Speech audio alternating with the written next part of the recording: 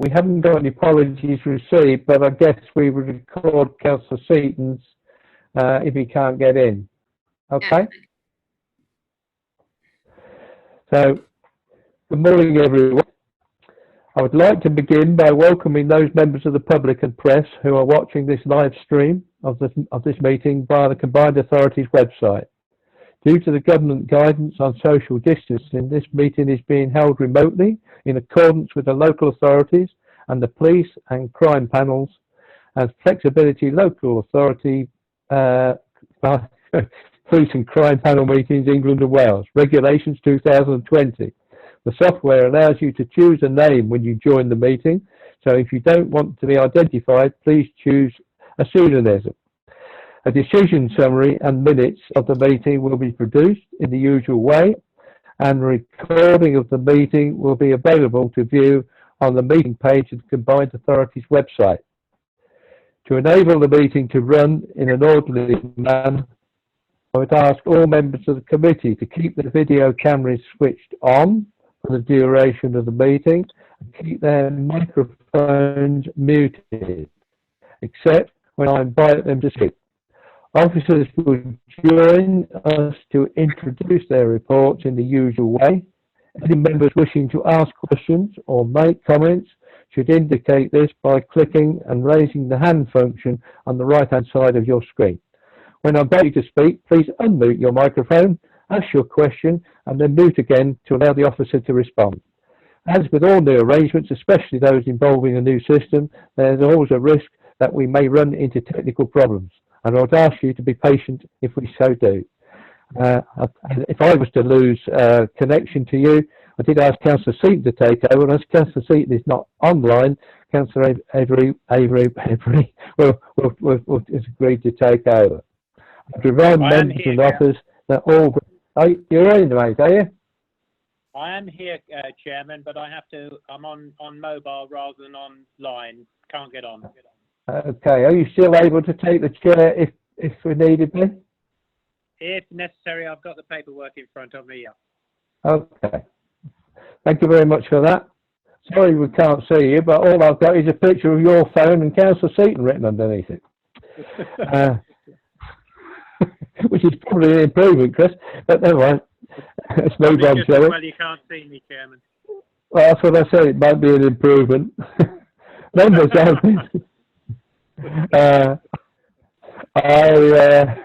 I'll begin with calling out the names of all the members of the committee to establish your presence.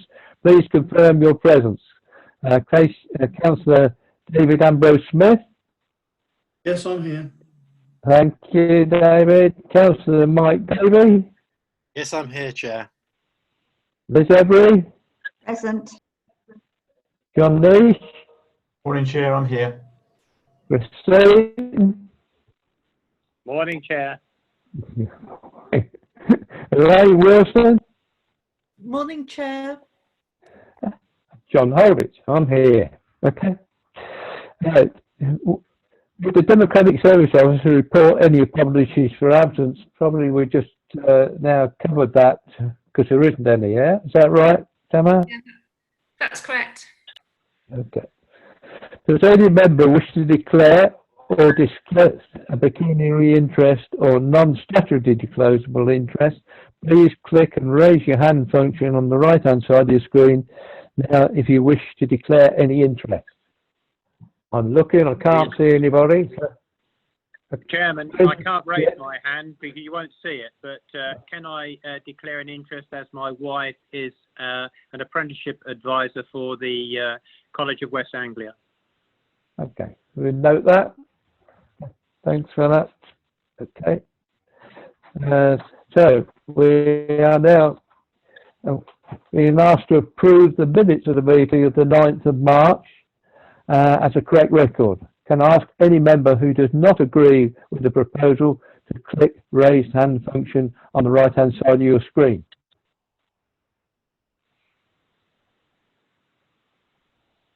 I take it for that everybody's happy with the minutes. Thank you. I see no objections, so we'll move on. You've indicated you wish, Councillor, we haven't. going to move on with myself. On that basis, our committee is happy to approve the minutes as written, subject to that change, but there isn't one. On the basis of recommend you approve the minutes. So you're all happy with that? Yeah? Aye. Yeah. I don't see any objections from anyone, so we carry on, yeah? Aye. We have received no public... Right, are we still going? I think that was everyone, yeah? Aye. Thank you. We've received no public questions or petitions, so we will move to the next item.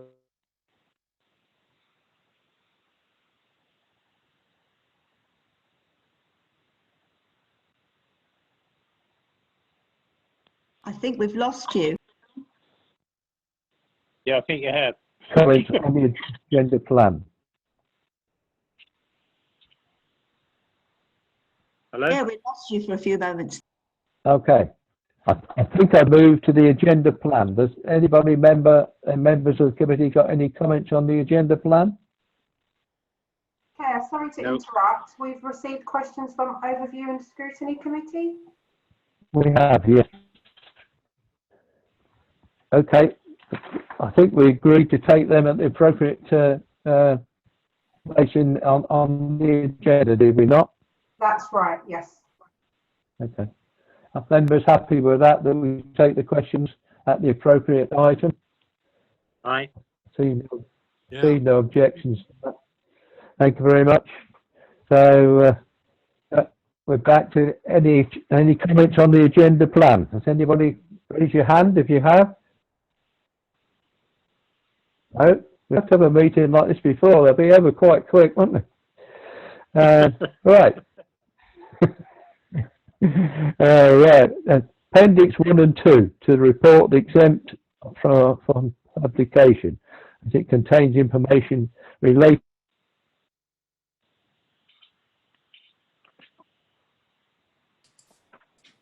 John, we've lost you.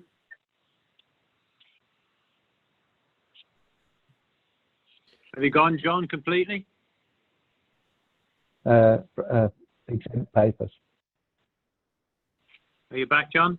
Yeah, I'm back, mate. Yeah. Sorry, did you miss me? Yeah, well, I always miss you, but yeah. Yeah. Yes, darling. Right. There's an item on the agenda, but if I'll do it again then. Appendix 1 and 2 to this report are exempt from publication because they contain information relating to the financial or business affairs of a particular person.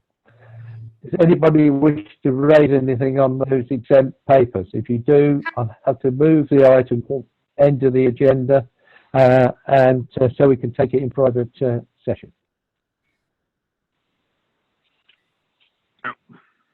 No? All happy? No.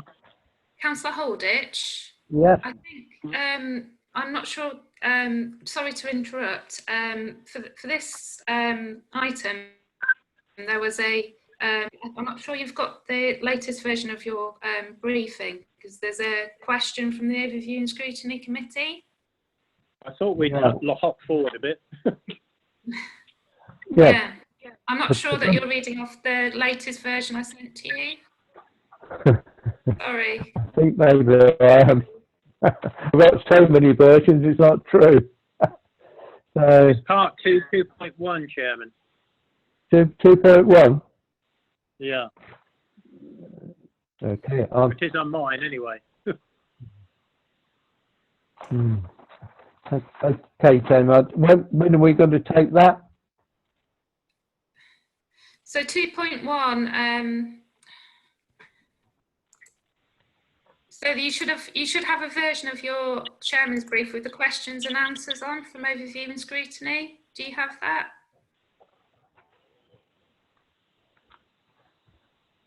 Doesn't look like it there. I printed the one you sent me on Friday. Yeah, I sent you an updated one, which you replied to. On Friday, yeah. Yeah. I don't know. I don't appear to have it. So would you like to read the question for me then? I can do that for you. Can I ask a question? Sorry, Tamar. When was the confidential paper sent? That's for item 3.1. Who sent it, Tamar? I don't have a copy in front of me.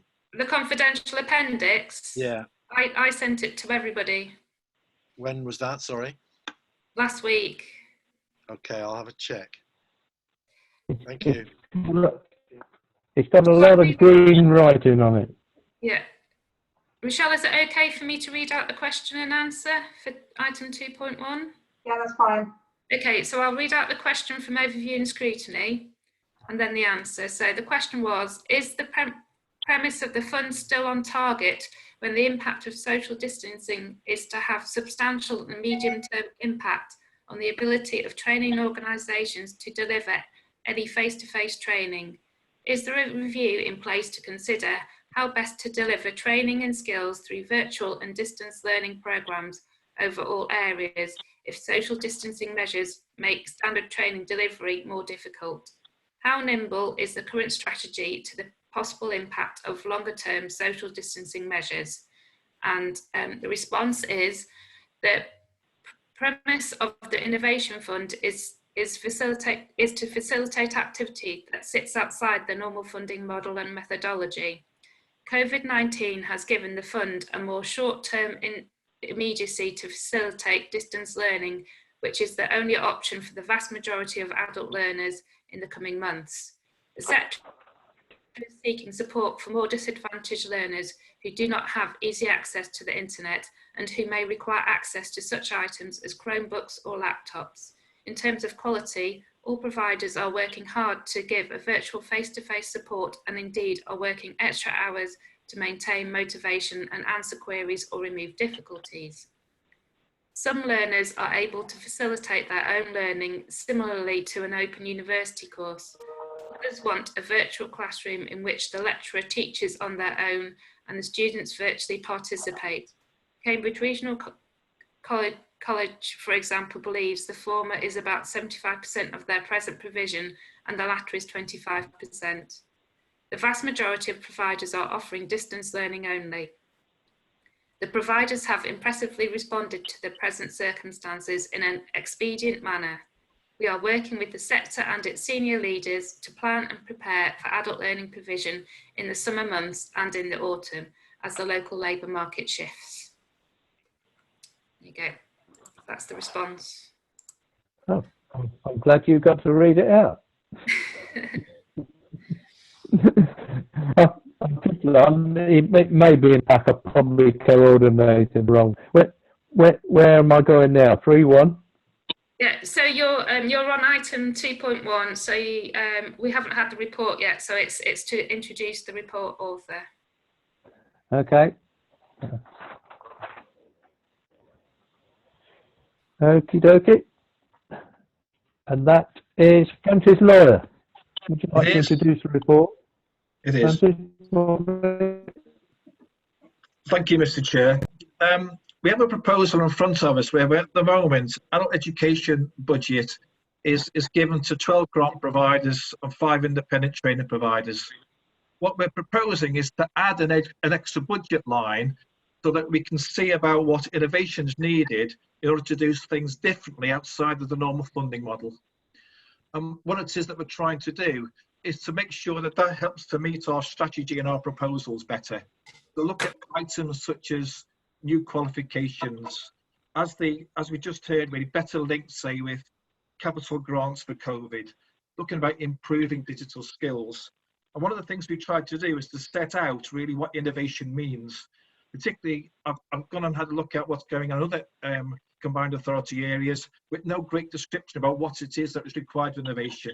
So set out in the paper to say, it's really activity that looks to improve and develop engagement, improves learning content, looks at progression of learners, analyses measurement, and also in any proposal, we're expecting there to be learning outcomes and employment and social outcomes as well, really. So what that is trying to do is I tried to set out the sort of activity that may well include, such as looking about improving distance learning and support for COVID-19, looking at elements of ESOL, looking at collaborative works, looking at digital skills. So I've tried to really set that out in terms of the proposal. One of the things I'd like to add is that this is many things that the 12 providers really welcome and wanted. they wanted to try and say how they could use this funding in order to better meet proposals for the future so that they could collaborate better and look about bringing solutions. Therefore, I recommend the paper to the committee. Thank you, Francis.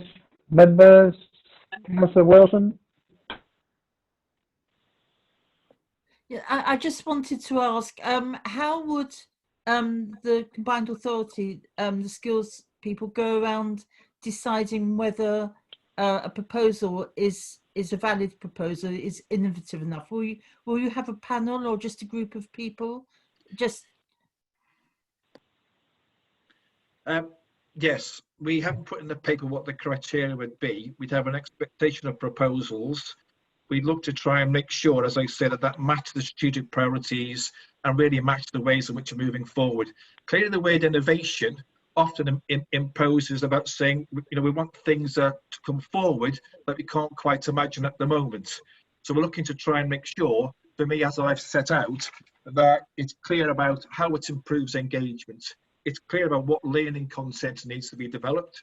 It's clear about progression, and it's clear about measurement. So I've set out in a brief way my expectations of what that criteria is going to be within those four things. And secondly, I expect it to show that it's going to be learning outcomes and better employment and social outcomes.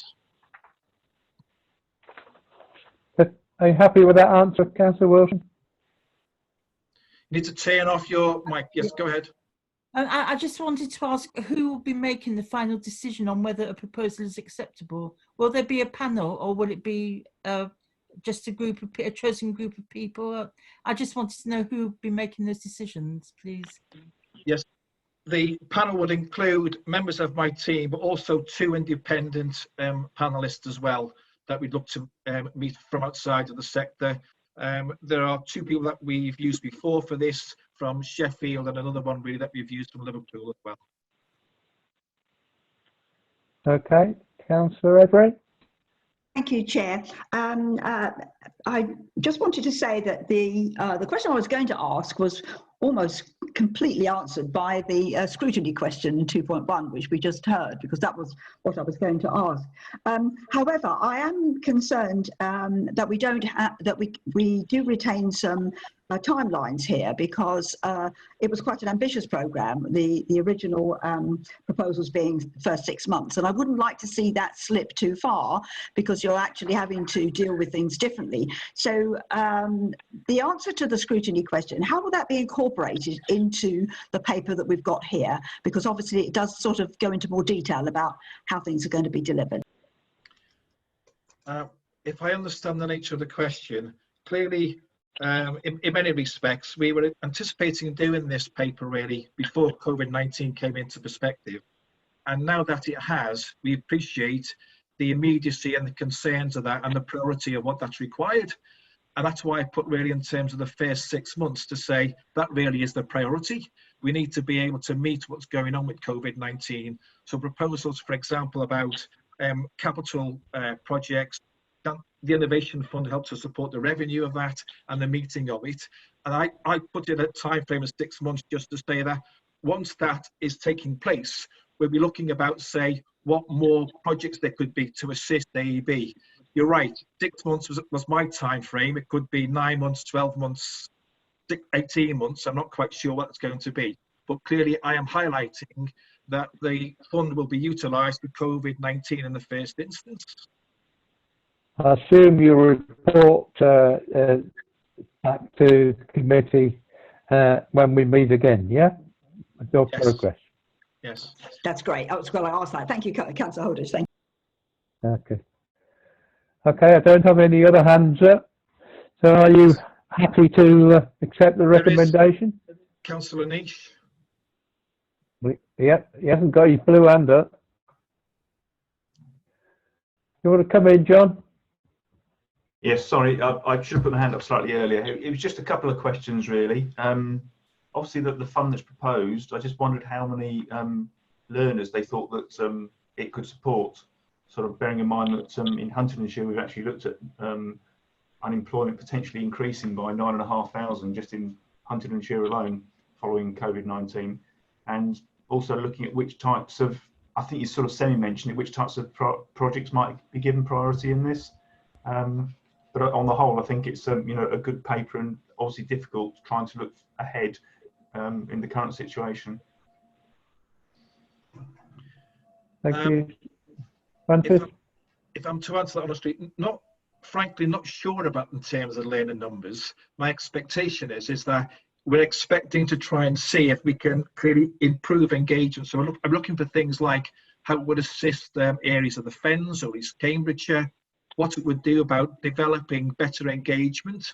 So how would it attract potential learners, say, in areas which hasn't attracted before? What kind of innovation could be used in order to better that? In terms of the second type, you're right, type of project, I've highlighted in the annex about trying to set out what sorts of projects they are rather than leaving it about understanding what innovation means. So yes, COVID-19, but for example, things like collaboration for developing ESOL tutors, improving the level of training for what's required. Are there any new qualifications that are needed in that? We're about to get about a digital entitlement coming out up in September. What extra learning mechanisms and approaches can we do in order to meet that digital skills entitlement, which is even more prevalent, I think, today when you think about the distance learning activity that's taking place. So I've tried to set out in the annex the sort of projects that you would expect within that, rather than just leaving it to say innovation just means please give me some proposals. Okay. Happy with that answer? Okay, so are you happy to endorse the recommendations? Aye. Okay. Yes, Chair. Yeah. Okay. Is that unanimous? Looks like Aye. it. Sorry, Chair, can we Thank you very much. proposer and a seconder? Okay, what a proposer and a seconder. I knew it wouldn't be long before you came in.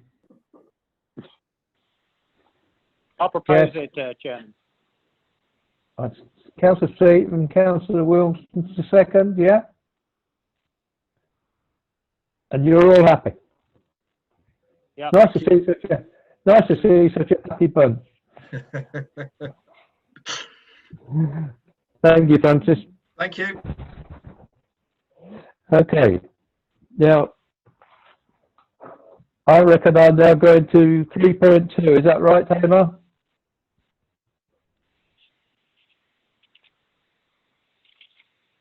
Yeah. Moving to 3.2. Have you lost me or have I lost myself? Oh yes, we're on 3.1 now, and Yeah. this is where the confidential appendices are. So Right. I can read that bit out if that would help, or if you refer back to it. Nobody indicated at the beginning that they wish to go into the private papers. Okay, so that's fine. Okay. Is that some? No, So there you isn't don't a need to question for this move one. the recommendation. But I'm sure the young lady will stop us if people start to wander into it. Okay, so yeah, so we can just go straight to the report for this one. Okay. Okay. Who's introducing that? Is it John? Who's introducing that? John? It's John. Is it? Yeah, we're just waiting for John. Where's John? Is he there? Jumped out of the attic window. It does look like he's there. Can he not hear us? John T, No, are he's you there? wonderful. He's still on the call. He's still here. He's got his mic on. Can he not hear us? John T?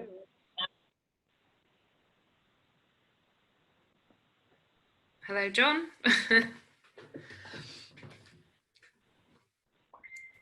No? Just left the meeting, Chair. I think he's going to try and rejoin. Okay. Give him a second. Okay. Technology is brilliant when it works, isn't it? When is the big question? Yeah, absolutely, mate.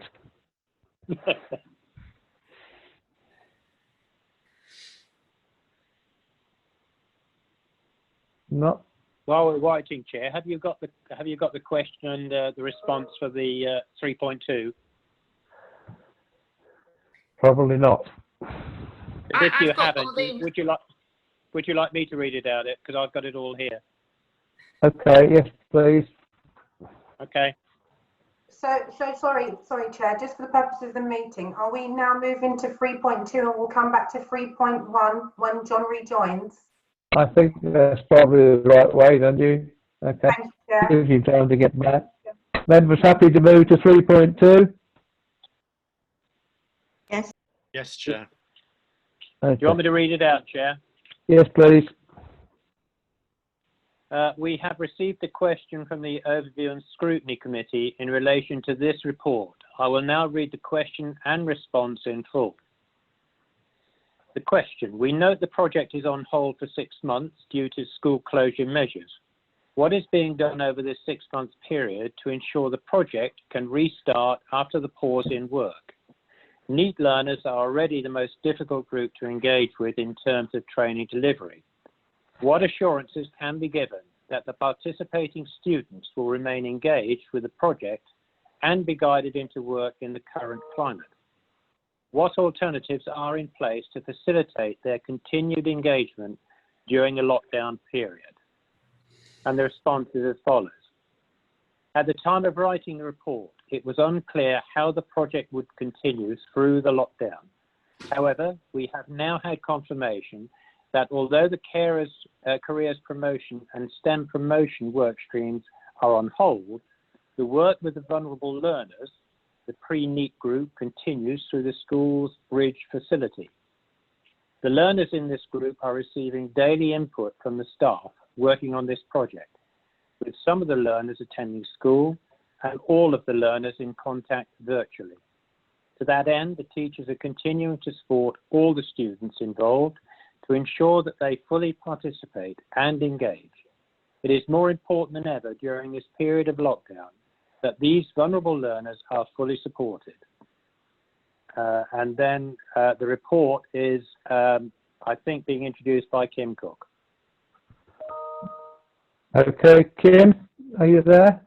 Yeah, good morning. Can you hear me? Yes, and Yep. see you.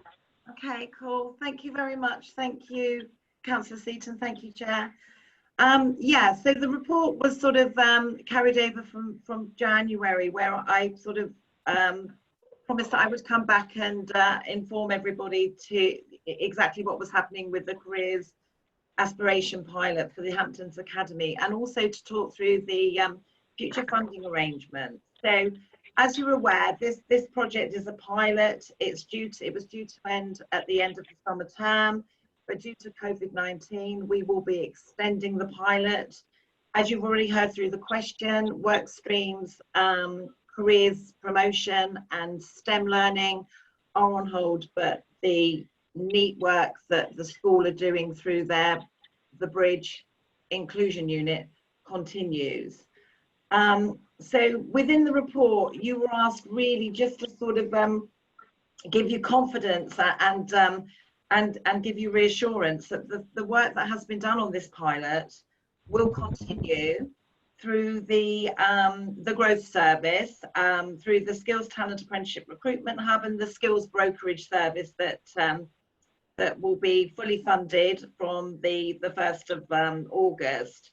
Also, there was, and I think Councillor Every mentioned it last time, there's programs that going on out there across the region that are already touching on some of this work. So it's absolutely imperative that, you know, we sort of make sure that this is a region-wide program going forward, rather than, you know, sort of the pilot was concentrated on 2 schools. So the current funding arrangements, there is about 55,000 left. That's 2 more claims that will be put forward by the Hamptons Academy Trust. But this is part of the much bigger skills brokerage picture and skills brokerage offer that will see us invest £4 million within the schools brokerage. And within the schools brokerage, the work that's gone on in the pilot, including developing student confidence and resilience, identifying needs, developing developing personalised learning pathways, optimising progress, raising apprenticeships at all levels, promoting STEMs, leading and being sort of the cutting edge with technical education, as well as supporting higher education, apprenticeships, T-levels, as well as ensuring that this is a county-wide programme. So the funding continues for the pilot in this sort of uncertain time with COVID. We will extend the pilot till Christmas, but be reassured that the most vulnerable group, who are the NEETs at the bridge, are in daily contact with their teachers, and their work is continuing. So as we know, this was a pilot and it is being subsumed into a wider programme. So I just wanted to come back and give you that reassurance that the good work continues, and it will be extended further and used as benchmark deliverables into a much wider programme. Okay, members. Councillor Wilson. Yes, I just wanted to ask, because of the delay, so postponement to some extent, will some of those people who have been followed on this pilot be school leavers by the time we get to the summer, and what will happen to them? Right, so the school leavers, that they are school leavers by the time we get to the summer. That's part of the bridge and the ongoing work that is happening on a day-to-day basis. So we're still helping them with the transition, we're still helping them with their applications into college, and we're still supporting them through this very, very difficult time. So so those school leavers will continue to work with the staff that have been supporting them over the last 18 months. Thank you. No worries. Councillor Davey, you want to ask a question? Yeah, sorry, gosh, sorry, Chair, I couldn't spot the hand raising button on the screen. The question I had, Kim, Probably because it's the blue one. Oh, Kim, the question I was wondering is about the numbers of young people involved in the project. Yeah. I don't know if I've missed it. Sorry. And it's just, okay. Yeah. So the bridge is a small inclusion unit that we're working, that the school are working with, and the numbers are around 15 to 17 learners within this pilot. However, saying that, you know, on a day-to-day basis, I guess those numbers will increase because of the vulnerabilities and the situation we currently find ourselves in. So, but the pilot was always very bespoke, and it was for the NEETs group, it was a very small number. No, that's fine, and I thought it might be quite small. How many of the, do you know, maybe a different question, how many of that number are actually going into the school on a daily basis? Because I suspect the ones that aren't will be trickier to monitor. Yeah, absolutely. I know that the teacher engages with all of them on a virtual basis, but obviously rurality, transport, all of that is part of the reason they may not be able to get into school. And but the school is open and the staff are working for obviously all vulnerable learners and key workers, but they're on site 2 or 3 days a week for the bridge and in contact with them every day. Thank you, Kim. Thank you.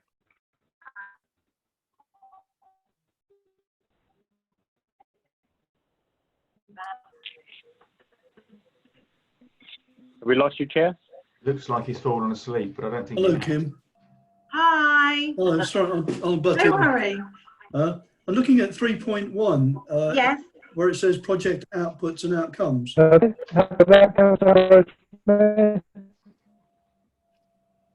Councillor. Councillor Ambrose, sorry. Ambrose. I think the chair's just coming back in. Okay. We've lost you. 3.1. 3.1. Yes. The target for 2020. The target seems considerably high compared to actual for the previous year. Instance, the increase in young people going into apprenticeships, you're going from 3 to 8%. Is that really viable? But the last question was asked regarding numbers. It's a very small numbers we're talking about, isn't it? They are very small numbers, So absolutely. that probably answered the question really then. Well, the school has done a tremendous amount of work on apprenticeship and technical education promotion. So I think just by raising the awareness, at the time of writing the reports, those were the figures from the school that they had increased significantly their percentage of young people very interested in and having secured an apprenticeship. But things may have changed. Ollie?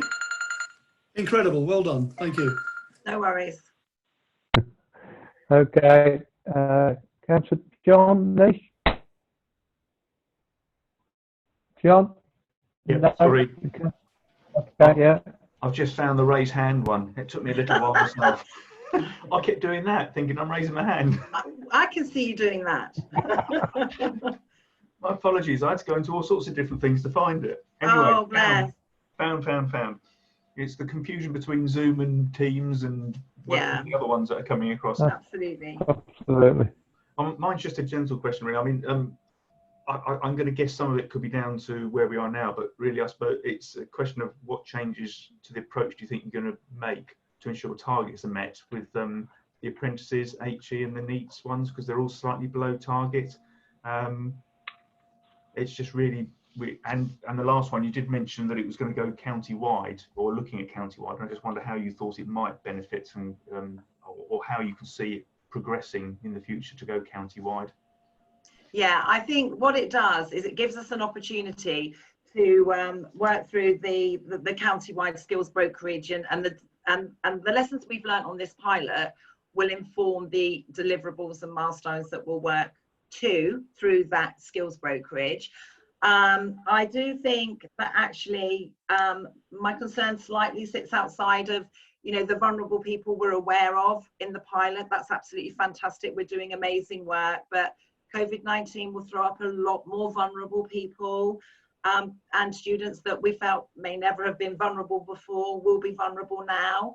So the NEET work is more important than ever through the ESF funded programs that we've got, as well as the schools engagement work that we're doing through the skills brokerage and the skills talent hub as well. So you know, it's a very strange, very difficult time to make predictions and assumptions.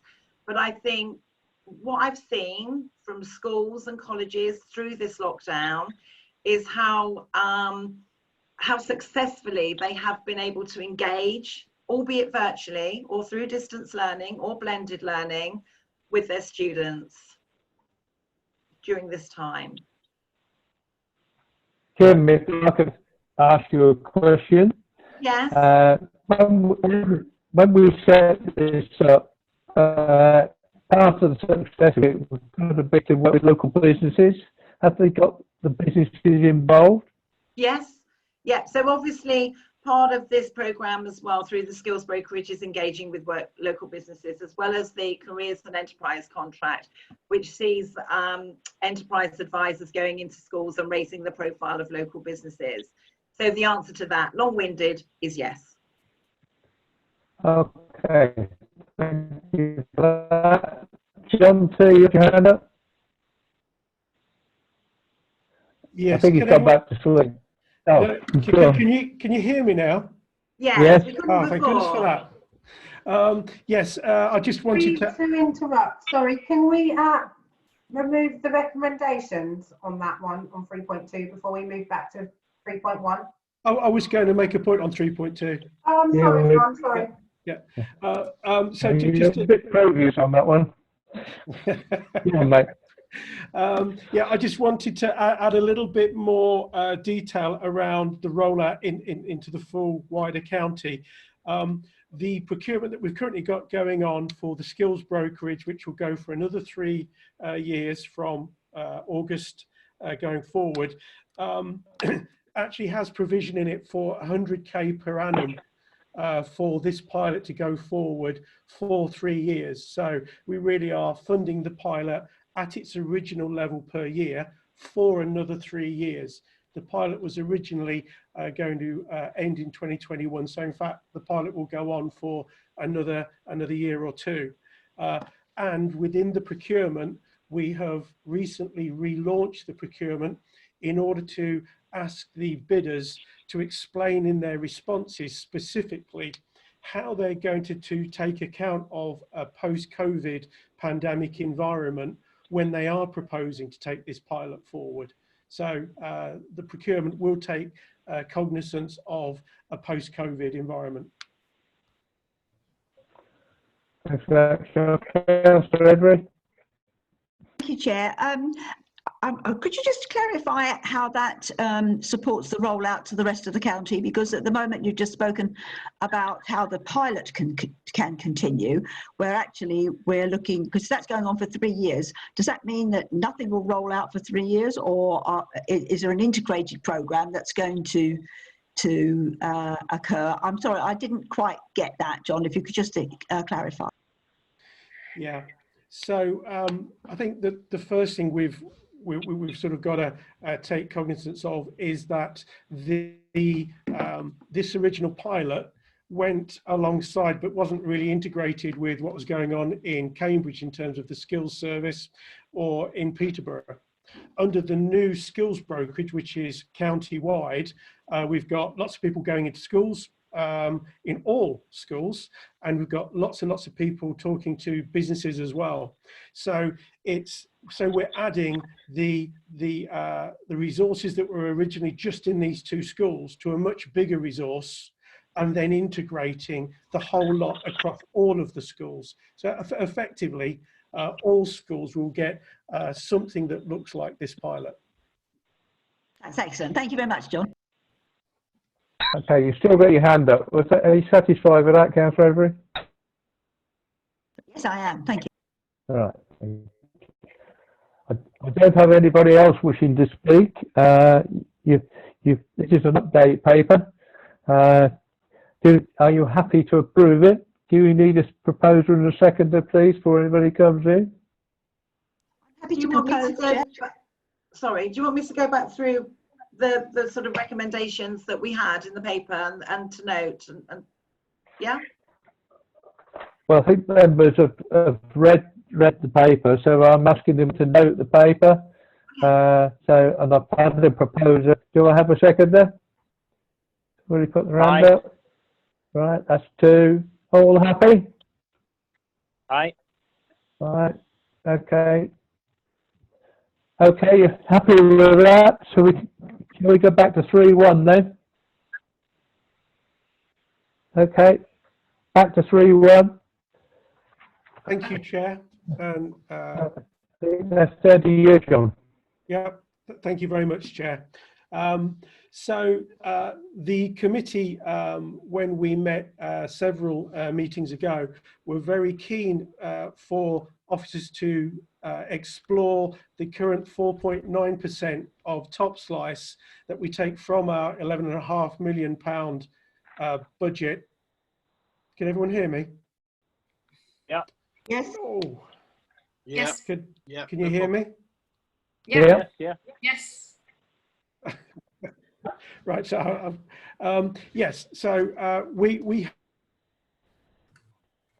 on the £11.5 million total budget with a view to reducing it so it is much more in line with other combined authorities. We've been able to reduce it to 3.4%, which puts another £175,000 into frontline delivery. The main areas of cost reduction that we have focused on were in the staffing. Whilst we have maintained the 5 people within the team, we have restructured the roles where we felt that the original mix of 5 people was too top heavy, with 2 similar roles, that of program manager and that of AEB strategy manager being present, and that there was an opportunity to merge those roles and save money, introducing an additional role to replace a more expensive higher level role as a technical assistant lower down at a lower cost. The job descriptions of the team have been redesigned so that we're getting the team to work in a different way across those 5 different roles. We have also reduced costs from procurement and audit, from data analysis and research, from admin and overheads, from marketing, and from staff expenses. That has brought us to the 3.4%, which is now very similar as a percentage to North of Tyne and West of England combined authorities that have got similar values of AEB. So I would recommend the committee to note the reduction from 4.9 to 3.4%. If I could just say, members, this is democracy in action, actually, because when we put the original budget for, there was concern about how expensive it was because it was one of the highest in the country, and we gave you an undertaking we would review it after 6 months. We're a little bit late on that, but this is a review, and I think we've done a pretty good job in reducing the costs, because initially nobody had any idea how much it would take to deliver, but we've done most of the background work now, and it is about delivery. So I think this is about the right amount of money. If you're all happy with that, anybody want to speak? Councillor Wilson? Yeah, I just wanted to ask, does this relate to people who have already been appointed, or are these people yet to be appointed? And if it is people who have been appointed, will this result in redundancy payments? Good question, John. Yes, so the 2 roles that I've mentioned, Programme Manager and AEB Strategy Manager, are current roles. So in merging them, there would be a redundancy.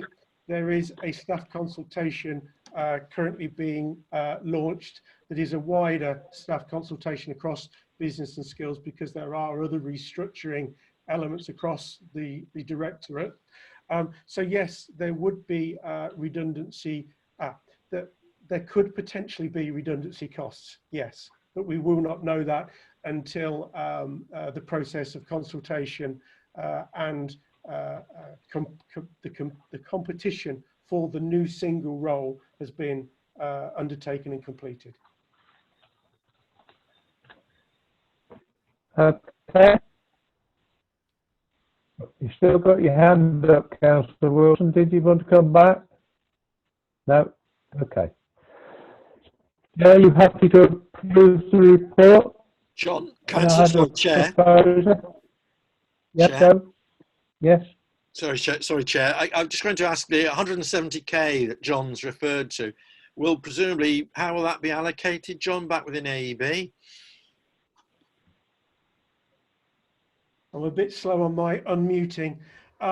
It will simply, well, there are options. We can put different options to you. The assumption had been it would simply just go back into the total 11.5, meaning spread over the contracts for all the different providers. An alternative would be to put it into the innovation fund, if you were to prefer. Sorry, Chair. The reason I ask is it's unusual to suddenly find in these times 170k with which to play with, and I just wondered if it was if you had particular ideas. The innovation fund seems to be a particularly attractive one, I would have thought. But yeah. Do you want to propose that, Councillor? I think I'd like to see, if possible, a brief paper, rather than me propose it. It'd be nice to see what John wants to do with it, Chair, if that's possible. We'll bring it to the next meeting then. Yeah, absolutely. We'll come back with a paper that proposes how indeed we'd like to spend that 175k. I hasten to add, John, I don't want to make it a huge bureaucratic process. It's just not maybe a one-pager, just so we could, I don't want to create ages of work just for that. But yeah, that'd be helpful. I think it's the right and proper course of action. So, do you need a proposal and second to this? Yes, please, Chair. Okay. Proposer then, please. Happy to propose, Chair. All right. Second there. I'll second it. Okay. No dissension? Aye. Okay. All in favour. So thank you very much. Right. Chairman, Help me now. Where am I going? do you have the question and response from overview and scrutiny for 3.3? If not, I'll read it for you. Yes, please. Okay, we have received a question from the Overview and Scrutiny Committee in relation to this report. I will now read the question and response in full. The question is, clearly the impact of the pandemic on businesses in the combined authority area has been profound, and there are significant levels of uncertainty ahead as the country seeks to recover from the lockdown. How well is the ESB cited on the impact of the pandemic measures on local businesses, and how long will it take to be able to provide strategic leadership on what future skills development and learning programs will be necessary to support local businesses in the recovery phase? The response as follows. The first ESB meeting since the impact of COVID-19 takes place on the 30th of April 2020. The previous meeting was on the 26th of February, where the signs of COVID-19 were not as prevalent in the UK. The meeting on the 30th of April will be convened in order to discuss the impact on skills, the interventions that the combined authority has introduced, and the interventions others that are doing, and future planning for skills and the workforce. And then it will be the report, Chairman. Okay. Thank you. Do we have Fiona on board? Fiona?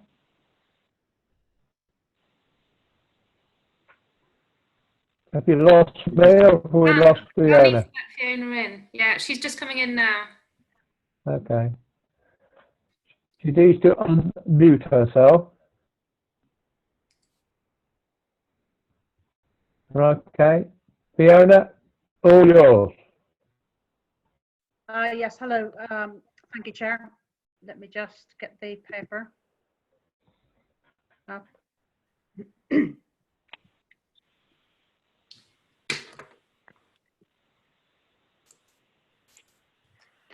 So this is the paper, which is the Employment and Skills Update paper. And the paper is to give an update, an overview for on the Skills Committee for Cambridge and Peterborough for the Employment and Skills Board, also known as the Skills Advisory Panel. The paper also gives an update on how the ESB members are responding to COVID in their respective businesses and sectors. And the recommendations are for the committee to note the update of the Employment and Skills Board, note the appointment of new board members, note the launch of the talent portal, and note this one is note an introduction to a retraining scheme pilot, of which paper will be brought to the next committee. And then, of course, be advised of the expression of interest that was just submitted on Friday for a new careers hub to the combined authority area. Is that it, or have we lost you? You've still got me. Oh, still lost. Okay, Councillor Everett. Unmute yourself, dear. Good morning, Fiona. Nice to see you. I'd just like to have a bit of an explanation about 4.7, which is the expression of interest for the bid for a careers hub. And it says that the ESB members will be advised that one will be submitted. The first question I was going to ask, when is that likely to be? Because I think it's really important. And secondly, quite a relatively interesting statement that actually you're going to put 35 of the most improving schools or the better schools together to support others. And I just wondered what the process was likely to be in order to achieve those 35, particularly when you're working across trusts. Which will be an interesting way because you'll have some outstanding schools in trusts and some that are not. And so that whole process, will we get sight of a paper of how that's going to be? Because this is actually a big strategy, isn't it, to do this? Yes, thank you, Councillor Every, for your queries. So you are correct. What we've done is we've done this in a fair and balanced way. We've included our enterprise coordinators across all of the geography. So we've made sure that we've had feedback from every skills brokerage team. So that would be the Form of the Future and the Skills Service to support the brokerage into the schools, but also to our enterprise coordinators, and working closely with the Careers and Enterprise Company area lead for the for CEC, and myself and Alvina, who a few of you know in my team, have compiled a list of the schools that we thought would be best, making sure that we had parity across the area, ensuring that we're inclusive. So we made sure that we had a good mix of schools across Huntingdonshire, Fenland, East Cambs, Cambridge and Peterborough. We made sure that we got them all in there because what we want to do is make sure that when we introduce this, it says a minimum of 35 schools, but we've put forward a request for 40 schools. So what we did is we agreed a list between all those parties, and every area has schools in. This is to try and create strength across our school network. We know that Cambridge and Peterborough don't have the strongest of schools across the whole area. So this is to introduce that strength and to also bring in additional funding to the area that could support the 40 schools if we win the bid in the Careers Hub, but also to take that funding that they give us and also to maximise the benefit across the area. So if they give us 40,000 into this as a central pot, I'd like to look to see about using that for the whole area and not just those 40 schools. And then just to further answer that question on, we've already got an opportunity area, which we've got 14 schools in the opportunity area. And out of those 14 across Fenland and East Cambs, we've chosen 8 of those schools to also sit within this Careers Hub as well. Thank you, Fiona. That's good. I was going to ask the question about whether the opportunity area was included, so good to hear that it still is. I just wanted to reinforce what you said in 4.8 about regaining focus, schools regaining focus back onto careers, when obviously they've got other high priorities coming through in terms of examination results and actually getting children back to school. So I do endorse that, and I welcome the fact that that has been noted here, and that will be a challenge. And can I just say, when I wrote this, we sent the request out to 42 schools. Of this morning, we have had 37 or 38 schools come back positively and ask if they could be part of this Careers Hub, which we were quite shocked at, because given the current situation, this wouldn't be seen as a priority to our schools. However, we've had a lot of head teachers that we've reached out to because we sent them all a letter to say that we will be putting a bid in.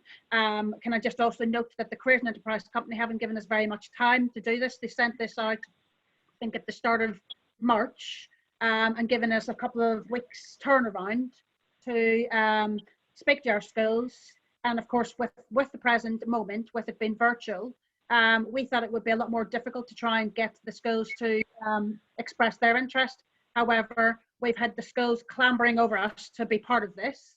And been very, very positive. So we recognise that when the schools return, this isn't going to be a priority. So I want to use this as a hook in order to keep that momentum going in terms of careers, workforce development, ensuring those vocational qualifications are being embedded into the offer. And also, as Kim mentioned in her previous paper, making sure that we're preventing NEETs and students who are disengaged, making sure that we're picking that up as well and strengthen that offer. Thanks, Fiona. That's great. Thank you. John, please. Thank you, Chair. I just want to re-endorse. I mean, we really do support this paper. I think it's a really good one. I mean, the opportunities to ensure that we upskill and train is probably more prevalent now than it was beforehand. I just want to go back to Councillor Avery's one question really as well, as sort of making sure that the districts are all made aware so they can actually get that message really out. I mean, sounds like you've mentioned it to schools, but I don't know if there's any more messaging that you want to get out there to districts, so you know that they will help support that. So if you could let them know when it's likely to happen so they can get the messaging out. Yes, thank you for your question, Councillor Nish. What I would like to add to that is we are unfairly the only combined authority area that doesn't have a careers hub. So politically, I feel that we're being left behind, and we talk about levelling up Britain. We've got an opportunity area, and out of the 12 opportunity areas in the country, we're one of 2 combined authorities with an opportunity area who don't have a careers hub, and we're the only combined authority who don't have a careers hub. So I've got our mayor to put a quote in as well to say that he supports this within the expression of interest. However, I'm just mindful that I didn't want to be going out and widely promoting this because it is only an expression of interest. There is a high chance that we might not get it. So I wanted to make sure that I balanced the pushing out that we could get this, make sure that we had the buy-in from the schools given the short period of time we had. No, that's fine. I understand that. Thank you. Councillor Every, you've still got your hand up. Did you want to come back? I forgot to lower it. I apologise. Okay. And you still got yours up, John? John, did you want to come back? John Leash, you got your hand up. Okay, I'll try and get it down again. Can I just ask a question? That's a lot of interest in that all of a sudden, Fiona. Is some of that to do because kids are not being able to take their exams and therefore their predicted grades will be lower than they thought, so therefore skills are of greater importance? That's a very good question, Chair. The feedback that we've had has been a resounding, we would love to have this in our area. They say that this rises the status and profile of the area. It attracts more funding, and our schools recognise that there's going to be a lot of young people left without realising, are they going to get those courses that they've applied to in FE? Are they going to be now looking at their parents and thinking, my mum and dad work in the NHS. Do I really want to go into a career in the NHS? Equally, they might have their dad who works in a building site and think he can't even be furloughed, and he can't because he's self-employed and he can't get any government money. So it's going to be the landscape for careers and workforce is going to be completely different, and we need to do everything we can in terms of intervention to make sure that we pick things up. And that's why we've also, as a combined authority, introduced the talent portal that will also pick this message up as well. Okay, Councillor Davey.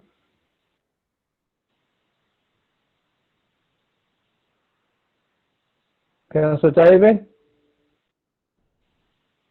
Sorry, Chair.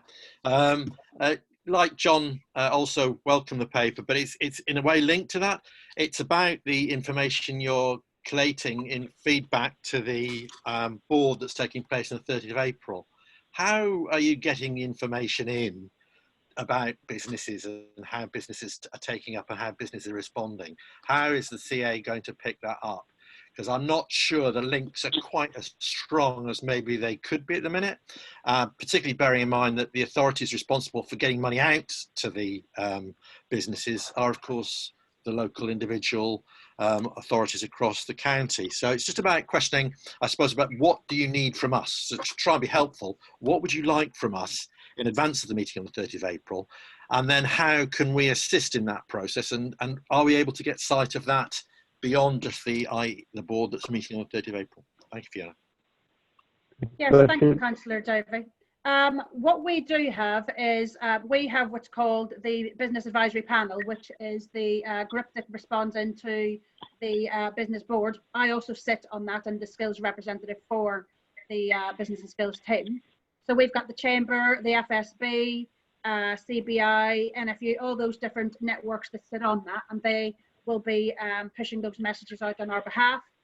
Equally, then we have a load of networks that we sit on as well, and we keep very much in contact with them, and we've got a very strong relationship with our FE colleges and their business development and networks that they do. So we've got a strong employment and skills board and a strong reach into business. So I think we're using the meeting on the 30th to bring all those partners together to discuss all the interventions that the combined authority have put together in a very short space of time, but also, you know, also mentioning the volunteer hub that Cambridge County Council, Peterborough City Council and colleagues have also introduced to support the area, and also looking at other interventions that people have, because it's about awareness and promoting and what we can do collectively, because we need to do this together and not in silos like what used to be the case.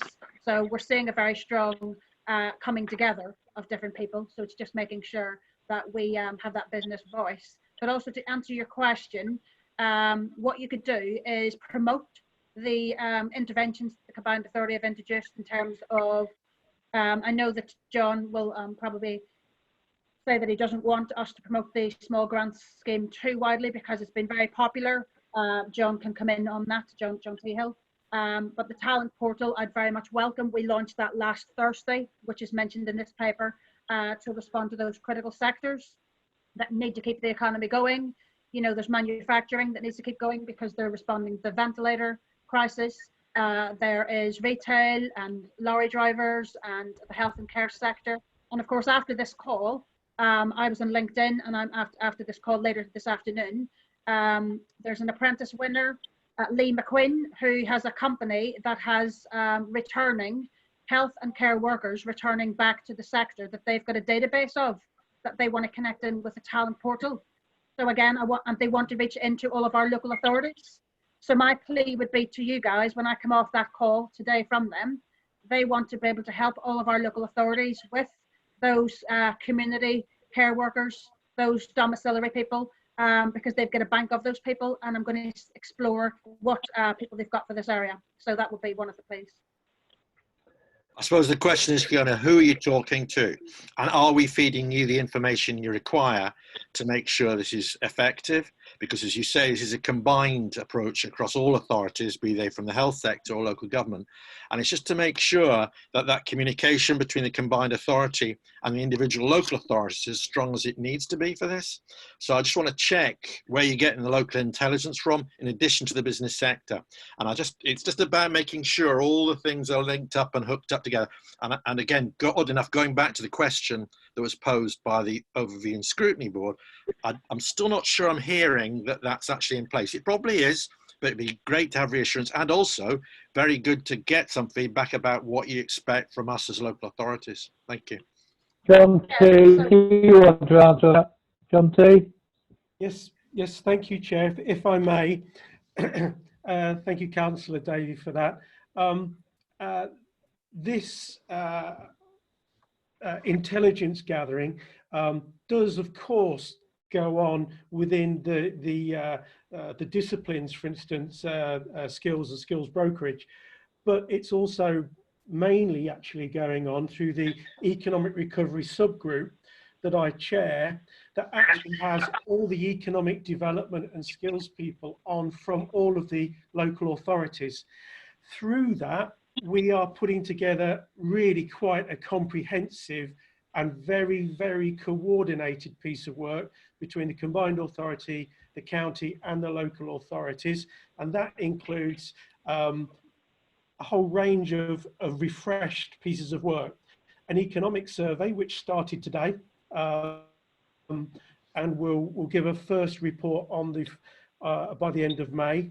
A refresh of all of our sector strategies, our local industrial strategy, our skills strategy, and looking at best practice for COVID interventions, or for interventions that may be COVID appropriate for all the local authorities, the M9 and a selection of LEPs. So this piece of work is significant. It's, 100, maybe even a couple of £100,000. It's across all the local authorities and the combined authority, and it will run over May and June, so that hopefully by the time we get to the end of June and we're getting into a recovery environment, we've actually got a significant amount of evidence, including direct from business surveys, on what we need to do. And can I just finish that off, Councillor David, just by saying, yes, we are linked in with all of the economic development teams. So that's what we're making sure. Thank you very much, Fiona. Right, Councillor Davey, if you go into participants, and in the bottom right-hand corner, after the list of who's on there, you'll find raise hand. It's in the bottom right-hand corner. Thank you, John. All right. Can you see it? I've only just seen it. Right, Councillor Wilson, you had your hand up. It's gone down. Did you want to speak? No? Okay, thank you very much. Take it. I just you agree to... I had my hand up because I noticed that Councillor Davey had his hand up and I wanted to alert you. That was what I was doing. Oh, right. Well, he wrote me a little note, you see. John, I love you and I want to speak. That's him.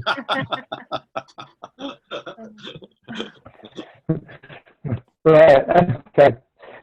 So you agree to note this. Can I have a proposal that we note them? There's 4 or 5 just for recommendations to note that. I'll take them all at once. So those who wish to propose, please. Councillor Every, can the propose? Okay. Councillor Wilson, do you want a second? Yes. I've got a nod of the head, by the way. Okay. So I can't see any dissension, so happy to move on. Okay, thank you very much. You keep coming in and out this evening. It keeps flashing up on here. I know.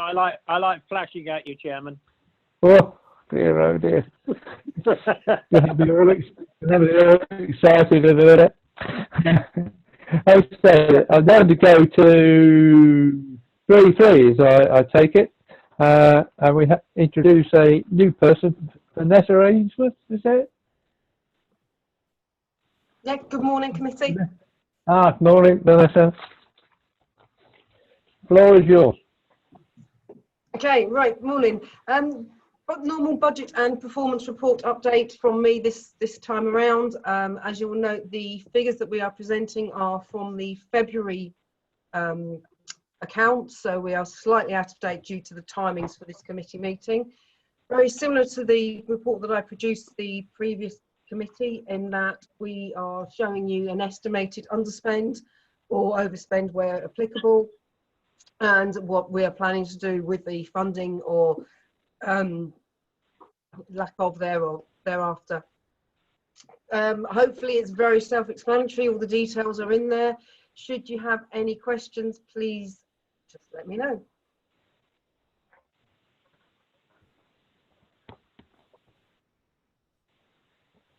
Okay, Councillor Everett. Thank you. Good morning, Vanessa. I just wanted to refer to 3.3F, which is on page 65. I'm just concerned what this means. I don't quite understand what it does mean. It's about the Health and Social Care Work Academy, which of course is so critical at this particular time, and its expansion is really, really important. It just says further to protracted negotiations with the DWP. This project will now be remaining with CPCA. I'm not quite sure what that means. Does that mean they won't be able to do some of the work that they had hoped to do? No, that's nothing to do with that at all. There was discussion between us and the Health and Social Care Work Academy with regards to them running it directly with DWP rather than through the CPCA. That was part of the negotiations. It was decided that it would remain with us because we have now received all the funding for the project. The only reason that caused a delay was because it was really just waiting to see what was going to happen with where it was going to lie and who it was going to be reported via, rather than it causing any issues with them spending. They have been spending. They have had some a drawdown at the beginning of April, so just outside of the financial year, and they will continue to do so. That's reassuring. Thank you, Vanessa. Okay. I could just add to that, the Work Academy was set up prior to us all being elected to it, but in the name of the Combined Authority. So it actually is the Combined Authority scheme run by CCP. So therefore, it's right that the money should come to the combined authority and then be paid to the CPC, because they can actually monitor it as well as the DWP, in my view.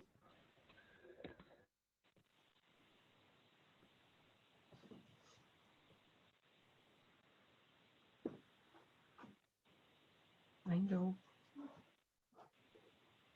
I'm not sure, as Councillor Holt is frozen. Where have you gone, John? By internet. So it says. John, you wanted to say something? Yes, please. Sorry, you froze for a little while. It's just to get No, it's cold, isn't it? it's on 33I really. Just I suppose it's just a technical one. Talks about the St Neots master plan, obviously a local one there, and it says that the underspend this year will be allocated into next year's budget. Is that into the next year's St Neots master plan budget? Yes, it will be. It won't. We are not proposing that we take that money and put it into somebody else's budget. It will be rolled over into the St Neots. It's really just, as you know, the timing yourself and the elements that are involved with it. So. No, that's fine. Thank you very much. Okay, anybody else? Can I have a proposal that you want to note the report? Aye. Councillor John Leash and Councillor C. Okay, all are happy? Yeah, no dissensions? Thank you very much. And we move on. Right, Tamar, where am I going now? Tamar, are you there? Date of the next meeting, Chair. Yeah, sorry. He's going home. Fish and chip time, John. Sorry.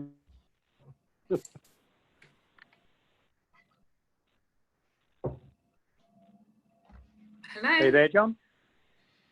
I think Good the time chairman's waiting. gone again. He's there visually, but not by sound. Yeah. What's the, yes, I have concluded it. Hello. Have we concluded this meeting? Okay. Can I thank you all for your cooperation? And I think we've not done too badly between us. So thank you very much, and goodbye. Thank you, John. Thank you, John. Bye. Chairman. Thank you. Thank you. Bye. Stay safe. Thanks, everyone.